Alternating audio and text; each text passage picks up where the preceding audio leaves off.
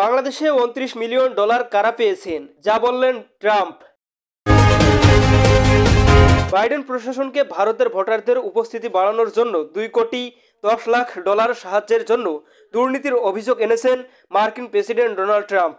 এর সঙ্গে দক্ষিণ এশিয়ার রাজনৈতিক পরিমণ্ডল শক্তিশালীকরণে বাংলাদেশকে যুক্তরাষ্ট্র 29 মিলিয়ন ডলার অর্থ সহায়তার কথাও উঠে এসেছে। যুক্তরাষ্ট্রের নতুন দপ্তর department of government efficiency DOGE গত 16 ফেব্রুয়ারি জানায়, বাংলাদেশের জন্য ইউএস এইডের এই সহায়তা বাতিল করা হয়েছে, তবে কারা বা কে সেটি স্পষ্ট করা হয়নি।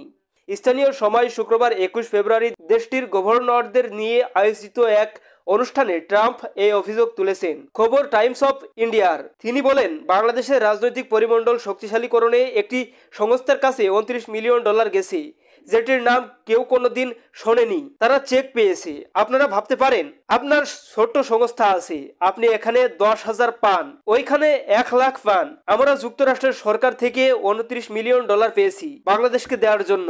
এই সংস্থায় মাত্র 2 জন কাজ করেন। আমি মনে করি তারা খুব খুশি, তারা এখন অনেক ধনী। কয়েকদিন পর মহান ব্যক্তি হওয়ার জন্য যে বড় কোনো ম্যাগাজিনে তাদের ছবি প্রকাশ করা হবে। তিনি আরো বলেন, রাজনৈতিক পরিমণ্ডল শক্তিশালী করতে বাংলাদেশকে 29 মিলিয়ন ডলার দেওয়া হয়েছে। কেউ জানে না এই রাজনৈতিক পরিমণ্ডল কি, এটির মানে কি। এছাড়া ভারতে ভোটদানে উৎসাহিত করতে 21 মিলিয়ন ডলার দেওয়া হয়েছে বলেও দাবি করেন ডোনাল্ড ট্রাম্প। তিনি বলেন, আর 21 মিলিয়ন ডলার যাচ্ছে আমার বন্ধু প্রধানমন্ত্রী মোদির কাছে ভোটারদের ভোট কেন্দ্রে আনার জন্য।